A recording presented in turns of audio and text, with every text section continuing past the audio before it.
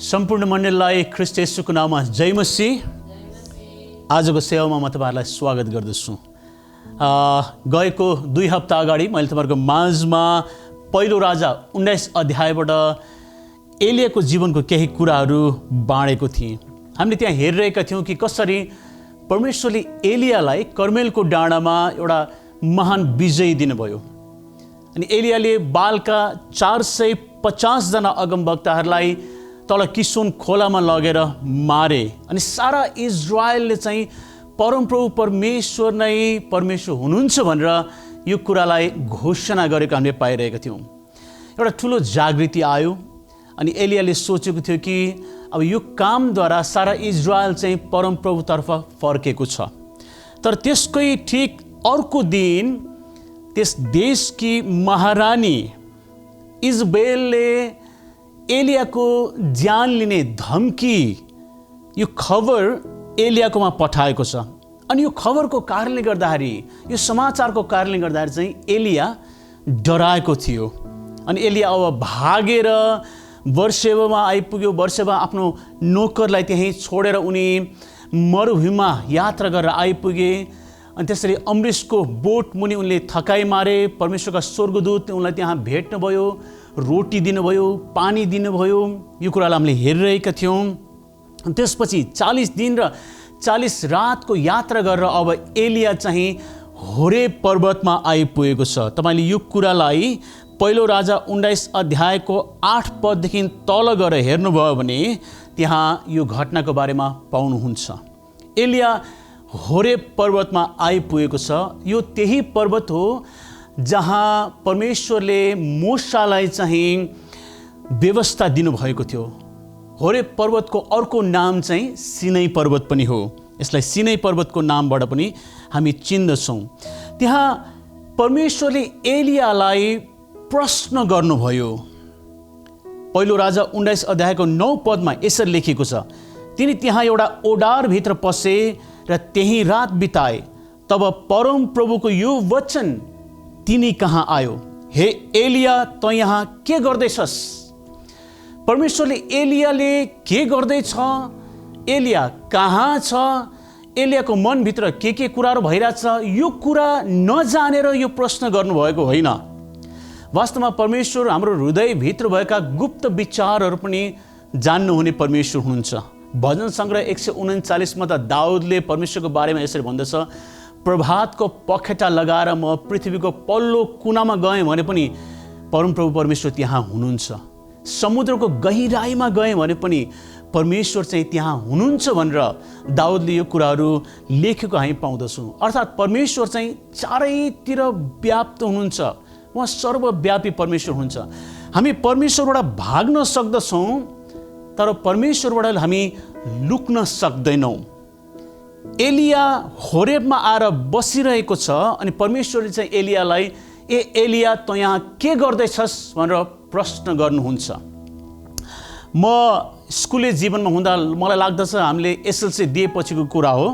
यो ब्रेकको टाइममा हामी केही साथीहरू मिलेर ताइक्वान्डो सिक्न जाने हामीले विचार गऱ्यौँ, निर्णय गऱ्यौँ। अनि हामी एउटा ताइक्वान्डो क्लासमा पनि जोइन गऱ्यौँ। अनि यसपछि एक दिनको कुरा, हामी 3 जना साथीहरू एउटा साइकलमा चढेर यो ताइक्वान्डो क्लासको लागि जाँदै थियौँ। अनि पछाडिबाट एकजना प्रहरी, लगभग हामीभन्दा 4-5 वर्ष अलिकति जेठो उमेरको होला, जवान प्रहरी, ऊ पनि साइकलमा आइरहेको रहेछ। अनि यसरी हामी 3 जना केटाहरूलाई एउटै साइकलमा चढिरहेको देखेर चाहिँ अगाडि आएर, है केटाहरू तिम्रो किन 3 जना यसरी साइकलमा चढेको भनेर हामीलाई धम्की देखायो। अनि हामी पनि जवान मानिसहरू, जवान केटाहरू होइन, अनि के फरक पर्छ र भनेर हामीले जवाब दियौँ। अनि हामीसँग न्यू खोज्न लाग्यो त्यो प्रहरीले। अनि प्रहरीले हामीलाई भन्यो कि पुलिस थाना लिएर जाउँ तँलाई। अनि हामीले भन्यौँ हुन्छ लिएर जाउँ। त्यहाँबाट त्यो पुलिसले हामीलाई लगभग 3 किलोमिटर पर पर्ने पुलिस स्टेसनमा हामीलाई लिएर गयो। अनि जब हामीलाई त्यहाँ लिएर गयो, त्यहाँको इन्चार्ज जो चाहिँ इन्सपेक्टर थियो, इन्सपेक्टर उसले भन्यो, सर यो केटाहरू चाहिँ 3 जना एउटा साइकलमा चढिरहेको थियो। त्यो इन्सपेक्टरले हामीलाई केही भन्नुभन्दा अगाडि त्यो प्रहरी जवानलाई आँखामा हेरेर भन्यो, त यहाँ के गर्दैछस्? तँलाई मैले कहाँ पठाएको? सर तपाईँले मलाई अर्को ठाउँमा पठाउनु भएको? तँलाई मैले त्यहाँ पठाएको त यहाँ किन आइस् त? तँलाई मैले कुन काम दिएर पठाएको? त के काम गर्दैछस्? त यहाँ के गर्दैछस् भनेर प्रश्न गरे। परमेश्वरले पनि एलियालाई त्यही प्रकारमा यो प्रश्न गर्नुभयो कि एलिया त यहाँ के गर्दैछस्? मैले त तँलाई इजरायलमा अगमवक्ताको रूपमा नियुक्त गरेको हुँ, तँलाई इजरायलमा एउटा मेरो मुख पात्र बनाएको हुँ। तैँले मैले भनेको वचन प्रचार गर्नुपर्ने, इजरायललाई होसियार गराउनु पर्ने, इजरायललाई चेतावनी दिनुपर्ने, तँलाई जुन ठाउँमा मैले नियुक्त गरेको त्यस ठाउँमा त रहन पर्ने।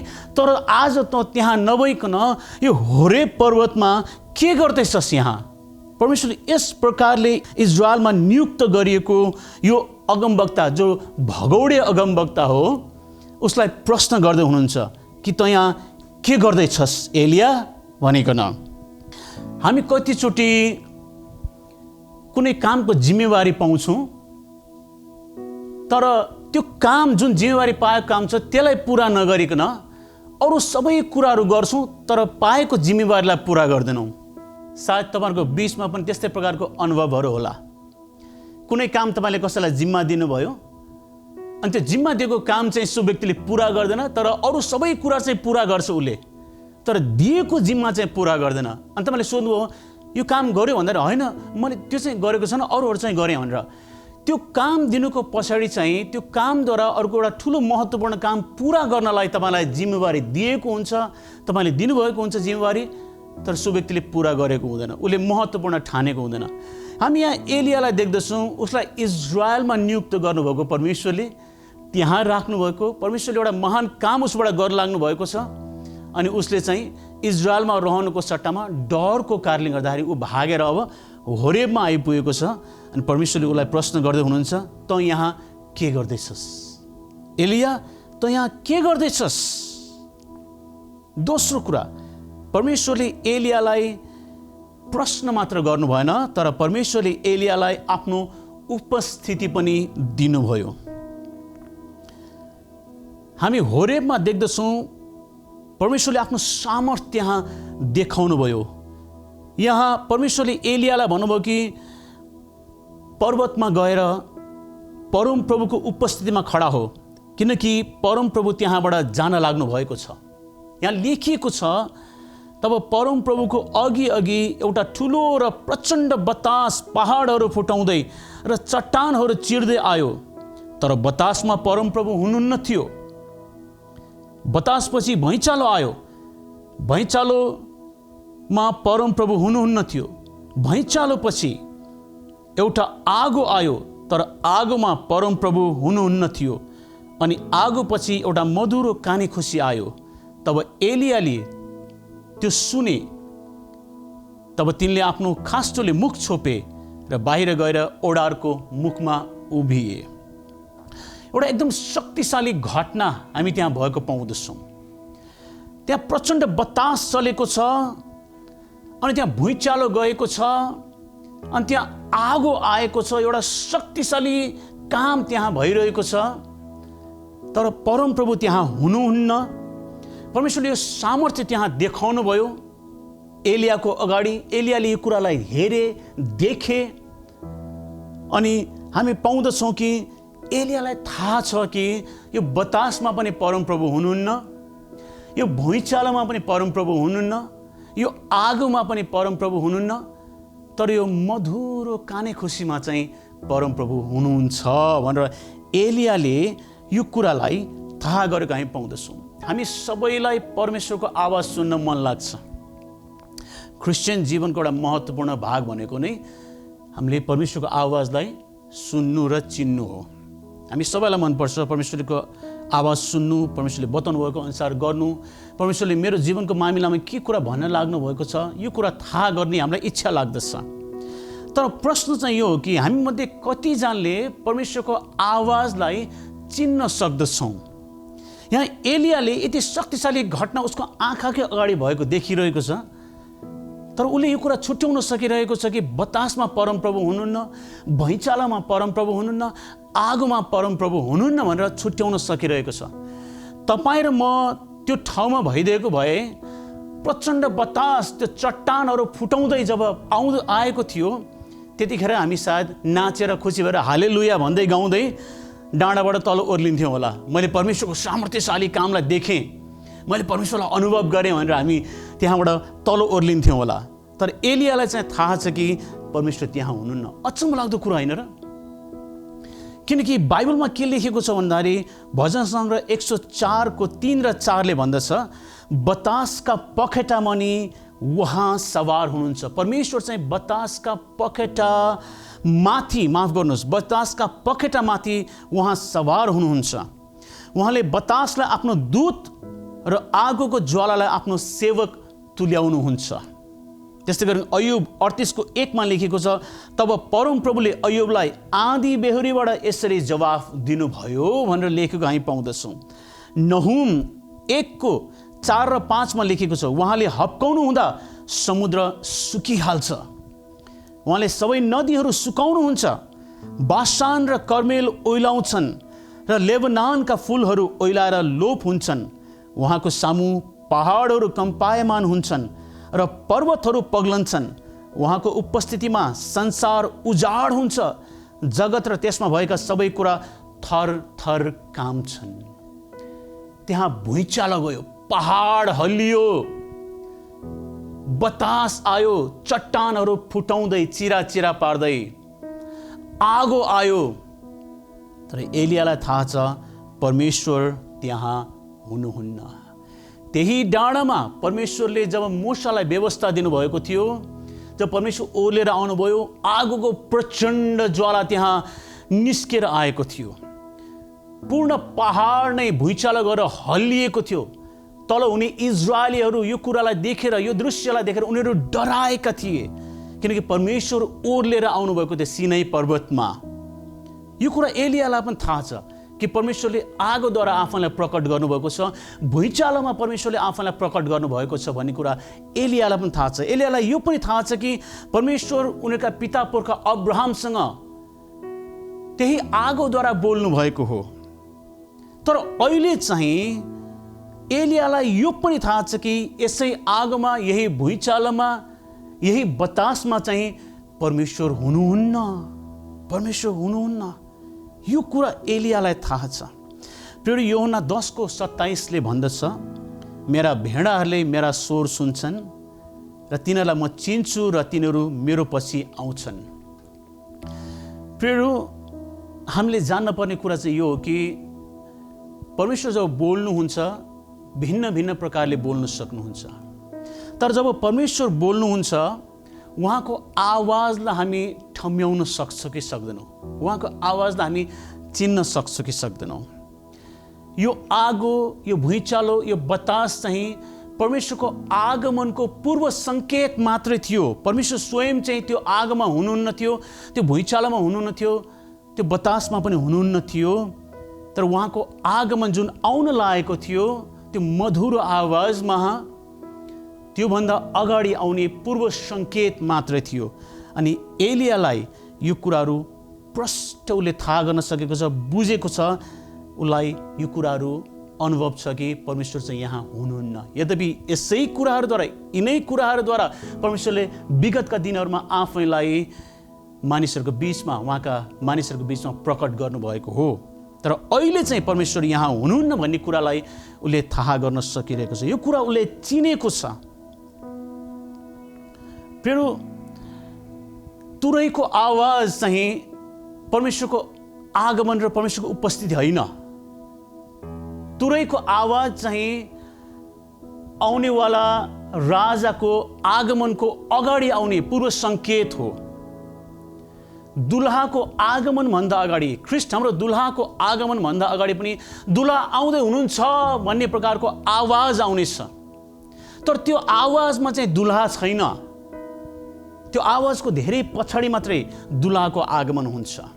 हामी अहिले यस्तो समयमा बसिरहेका छौँ जुन समयमा धेरै प्रकारको आवाजहरू हामीले सुनिरहेका छौँ, धेरै प्रकारका भनाइहरू सुनिरहेका छौँ। तपाईँले विचारै गर्नुभयो भने तपाईँले अहिले संसारको आवाज सुनिराख्नु भएको छ।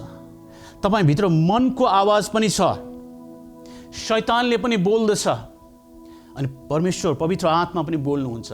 कसरी चाहिँ परमेश्वरको आवाजलाई यी सबै कुराहरूको माझमा, यी होहल्लाको माझमा, यी कोलाहलको माझमा, विभिन्न प्रकारको भनाइहरूको माझमा परमेश्वर बोल्नु भएको हो भनेर चाहिँ तपाईँ र मैले कसरी चिन्ने, कसरी ठम्याउने? एलियाले ठम्याएको चाहिँ यहाँ प्रियहरू, जुन व्यक्ति परमेश्वरसँग हिँड्दछ त्यो व्यक्तिले परमेश्वरको चालहरूलाई बुझेको हुन्छ, परमेश्वरको आवाजलाई उसले चिनेको हुँदछ, किनकि उसका कानहरू चाहिँ परमेश्वरको आवाजलाई चिन्नलाई अभ्यस्त भइसकेको हुँदछ। एलियामा हामी त्यो क्यारेक्टर, त्यो चरित्र देख्दछौँ। एलिया यस्तो व्यक्ति हो जो परमेश्वरको साथमा हिँडेको छ अनि उसले परमेश्वरको चालहरू बुझेको छ। परमेश्वर जब जा भन्नुहुन्छ एलिया जाने व्यक्ति हो। परमेश्वर जब दे भन्नुहुन्छ एलिया दिने व्यक्ति हो। परमेश्वर जब गर भन्नुहुन्छ एलिया कुनै पनि कुरा नसोचिकन गर्ने व्यक्ति हो। अनि परमेश्वरका कामहरू उसलाई थाहा छ, परमेश्वरका चालहरू उसलाई थाहा छ, परमेश्वरको आवाज उसले चिन्न सक्दछ। अनि यसैले गर्दाखेरि यी सबै अद्भुत कामहरूको बिचमा पनि उसले चाहिँ यहाँ परमेश्वर हुनुहुन्न भन्ने कुरालाई उसले ठम्याउन सकिरहेको हामी पाउँदछौँ। प्रियहरू, तपाईँ र मैले यदि सजिलो समयमा परमेश्वरको नजिक जान सिकेका छौँ, परमेश्वरको आवाजलाई सुन्नलाई, हाम्रो कानलाई परमेश्वरको आवाजतर्फ लगाउन सिकेका छौँ भने खराब र चुनौतीपूर्ण समयमा चाहिँ प्रभु बोल्नुहुँदा हामी उहाँको आवाजलाई चिन्न सक्दछौँ। तपाईँको सजिलो समयमा तपाईँले परमेश्वरको वचनमा आफैलाई लगानी गर्नुभएको छ र तपाईँको हृदयभित्र वचनलाई डिपोजिट जम्मा गरेर राख्नुभएको छ भने चुनौतीपूर्ण समयमा, कोलाहलको माझमा चाहिँ परमेश्वर बोल्नु भएको हो कि होइन भन्ने कुरालाई तपाईँले थाहा गर्न सक्नुहुनेछ। तपाईँको चुनौतीपूर्ण समयमा, अप्ठ्यारो समयमा त्यही डिपोजिट गरिएको वचनद्वारा चाहिँ पवित्र आत्मा जब बोल्नुहुन्छ तपाईँ निश्चिन्त बन्न सक्नुहुन्छ कि परमेश्वरको आवाज चाहिँ यो हो, परमेश्वरले यसो भन्दै हुनुहुन्छ भनेर।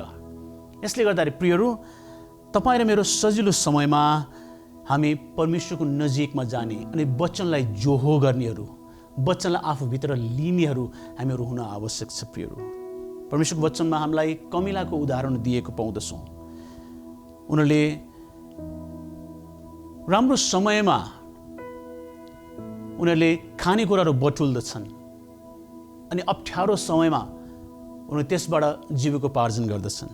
प्रिय, हामीले पनि वचनलाई जब हाम्रो हातमा छ, जब यसमा अध्ययन गर्न सिक्छौँ, यसमा हामीले आफैलाई दिन सिक्दछौँ अनि हाम्रो भित्र हामी वचनलाई लिँदछौँ, चुनौतीको समयमा त्यही वचनले हामीलाई डोर्याउँदछ अनि हामी परमेश्वरको आवाजलाई ठम्याउन र चिन्न सक्ने व्यक्ति बन्न सक्दछौँ।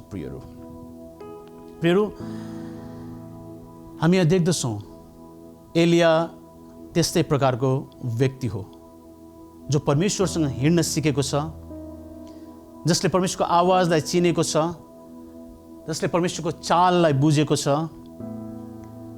अनि परमेश्वरले भिन्न भिन्न प्रकारले काम गर्न सक्नुहुन्छ भन्ने कुरालाई पनि उसलाई थाहा छ। उसले परमेश्वरलाई बक्समा राखेर परमेश्वरले यसरी नै गर्नुपर्छ भनेर उसले विचार गरेको छैन। आगोमा परमेश्वरले विगतमा बोल्नुभयो, कर्मेलमा परमेश्वरले आगोद्वारा जवाब दिनुभयो, तर अहिलेको यो आगोमा चाहिँ परमेश्वर हुनुहुन्न भनेर उसले जानेको छ। यही सिनैमा परमेश्वरले मूसालाई भेट्नु हुँदाखेरि यहाँ भुइँचालो गएको थियो, तर अहिलेको भूकम्पमा चाहिँ यो पहाड काँप्दा चाहिँ परमेश्वर यहाँ अहिले हुनुहुन्न भन्ने कुरालाई उसले जानेको थियो। परमेश्वरले बतासमाथि आफ्नो सिंहासन स्थापित गर्नुहुन्छ, आँधी र तुफानमाथि आफ्नो सिंहासन स्थापना गर्नुहुने परमेश्वर हुनुहुन्छ, तर अहिलेको यो बतासमा परमेश्वरको उपस्थिति छैन भन्ने कुरालाई उसले थाहा गरेको थियो। यो त केवल परमेश्वरको आगमनभन्दा अगाडिको पूर्व सङ्केत मात्र हो भन्ने कुरा थाहा गरेको थियो। त्यसले गर्दाखेरि जब यी कुराहरू उसको आँखा अगाडि भइरहेका थिए, ऊ चाहिँ चुपचाप कुरेर बसिरहेको थियो परमेश्वरको उपस्थितिलाई।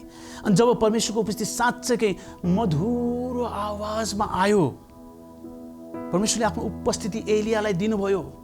जब एलिया डराइरहेको थियो,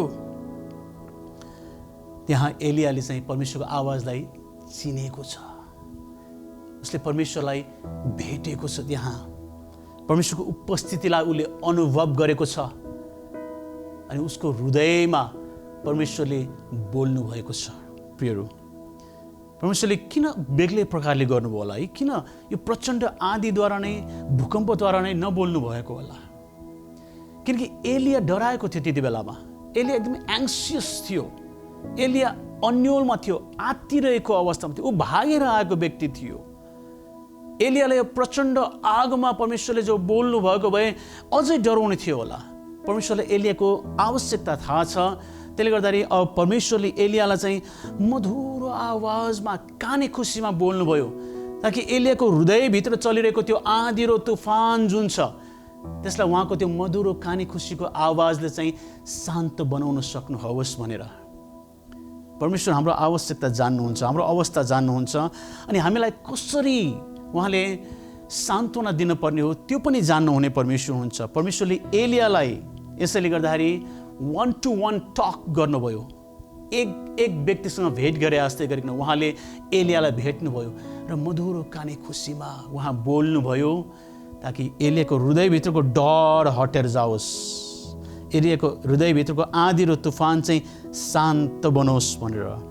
अनि परमेश्वरले यस प्रकारले एलियासँग बात गर्नुभयो। तेस्रो कुरा, परमेश्वरले एलियालाई अब निर्देशन पनि दिनुभयो, एलियाले के गर्नुपर्छ भनेर। एलियालाई योभन्दा अगाडि परमेश्वरले प्रश्न गर्नुभयो, फेरि एलिया त यहाँ के गर्दैछस् भनेर दोस्रोचोटि प्रश्न गर्नुभयो। अनि हामी यहाँ पाउँदछौँ एलियाले त्यही कुरा दोहोऱ्याइरहेको छ जुन अगाडि उसले भनेको थियो, सर्वशक्तिमान परमप्रभु परमेश्वरको निम्ति म साह्रै जोसिलो भएको छु, इजरायलीहरूले तपाईँको करारलाई त्यागेका छन्, तपाईँका वेदीहरू भत्काइदिएका छन् र तपाईँका अगमवक्ताहरूलाई तरबारले मारेका छन्, केवल म मात्र बाँकी रहेको छु र अब तिनीहरू मलाई पनि मार्न खोज्दैछन्। एउटै गाना गाइरहेछ उसले, एउटै कुरा उसले सोचिरहेको छ, दोहोऱ्याइरहेको छ।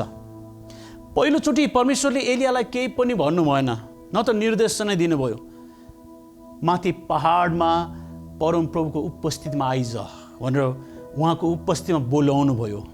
तर जब उहाँले भेट्नुभयो एलियालाई, मधुरो काने खुसीमा उहाँसँग परमेश्वरले बात गर्नुभयो, त्यसपछि परमेश्वरले चाहिँ एलियालाई यो प्रश्न गर्नुभयो अनि एलियाले चाहिँ अब के त, अब डरमा उसको व्यथा पोखिरहेको होइन, अब किनकि उसका डर हटाइसकेका छन्।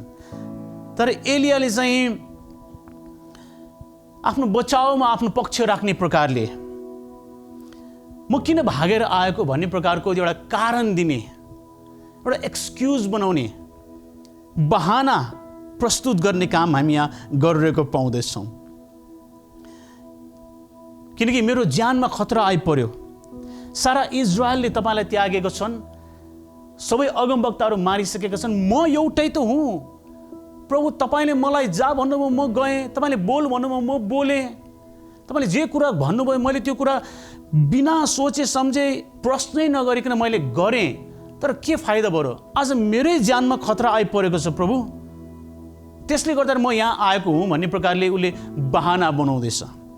कतिचोटि प्रियहरू यो एक्सक्युजेसहरू, बहानाहरू, यस्ता कुरामा हामीलाई जिउन मन लाग्दछ, मन पर्दछ, किनकि यसले हामीलाई मैले ठिकै गरेको हो, म ठिक छु भन्ने प्रकारको एउटा झुटो आश्वासन हुन्छ नि, झुटो सन्तुष्टि दिँदछ।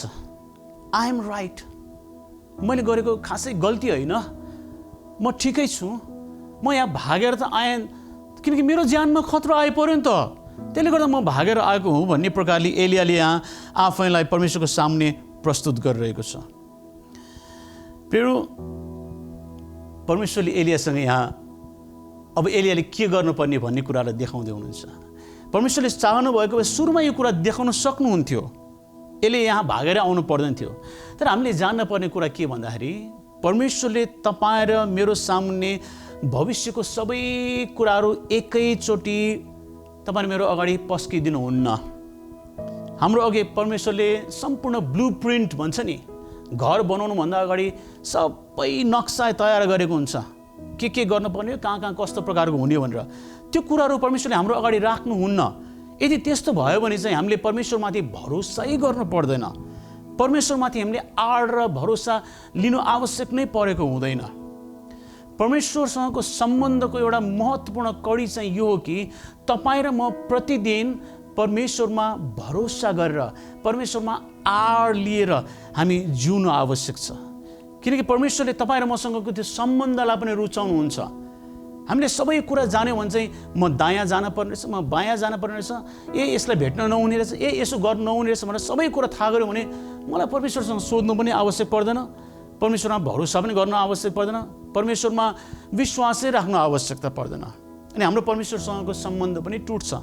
परमेश्वर चाहनुहुन्न कि हाम्रो सम्बन्ध, हाम्रो सङ्गति उहाँसँग टुटेको होस्।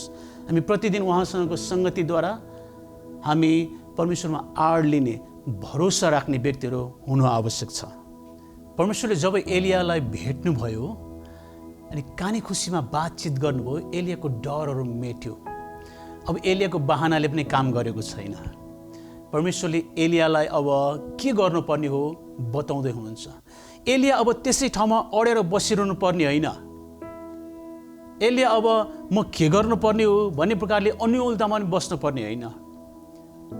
किनकि परमेश्वरले एलियाको डरको अवस्थालाई देख्नुभयो, त्यहाँ परमेश्वरले एलियालाई त्यही अवस्थामा भेट्नुभयो।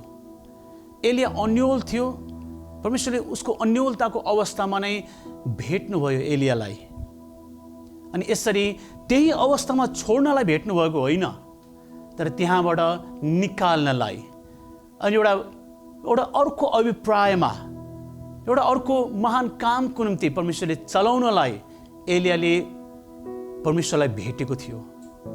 प्रियहरू, तपाईँ र मेरो जीवनमा जब परमेश्वरले हामीलाई भेट्नुहुन्छ, हाम्रो अवस्थामा भेट्नुहुन्छ, हाम्रो परिस्थितिहरूमा भेट्नुहुन्छ, तर हामीलाई त्यही परिस्थितिमा बसिरहनलाई होइन। हामीलाई जब भेट हुन्छ, हामीले जब उहाँको स्पर्श पाउँछौँ, हामीले जब उहाँको आवाजलाई सुन्छौँ, प्रियहरू, एउटा कुरा हामीले जान्न पर्ने, अब हाम्रो जीवनद्वारा परमेश्वरले एउटा अर्को शक्तिशाली काम गर्न लाग्नु भएको छ। एलियाको जीवनमा पनि परमेश्वरले त्यही कुरा गर्न लाग्नु भएको हामी यहाँ देख्दछौँ। एलिया त्यही अवस्थामा बस्नुपर्ने होइन, परमेश्वरले त्यही अवस्थामा छोड्नु पनि भएन, तर परमेश्वरले एलियालाई चाहिँ त्यहाँबाट निकाल्नुभयो। एलियालाई भेटेर उहाँले एलियाले गर्नुपर्ने काम के हो त अब यो कुरा देखाउनु भयो। जब एलियालाई परमेश्वरले भन्नुभयो कि एलिया अब त जुन बाटो आएको छस्, अर्थात् सामरियाबाट भागेर यहुदामा आइस, यहुदाबाट बर्सेवामा, बर्सेवाबाट मरुभूमि हुँदै होरेबमा त यति लामो दूरी यात्रा गरेर आएको छस्, अब त्यही बाटो फर्केर त जा। परमेश्वरले यो काम अराउनु भयो। एक्सट्रिम नर्थमा अब एलिया जानुपर्ने, ऊ दक्षिणको कुनामा आएको थियो उत्तरी भागबाट, अब फेरि त्यही बाटो फर्केर चाहिँ सामरिया हुँदै अब दमस्कस जानुपर्ने। अनि त्यहाँ उसको निम्ति एउटा काम परमेश्वरले राखिदिनु भएको छ। अनि यसरी जब परमेश्वरले एलियालाई भेट्नुभयो, एलियाले के गर्नुपर्ने हो त्यो कुरा थाहा गर्यो। एलियाले वास्तवमा भन्यो भने चाहिँ अगाडि बढ्ने उद्देश्य फेला पारेको छ।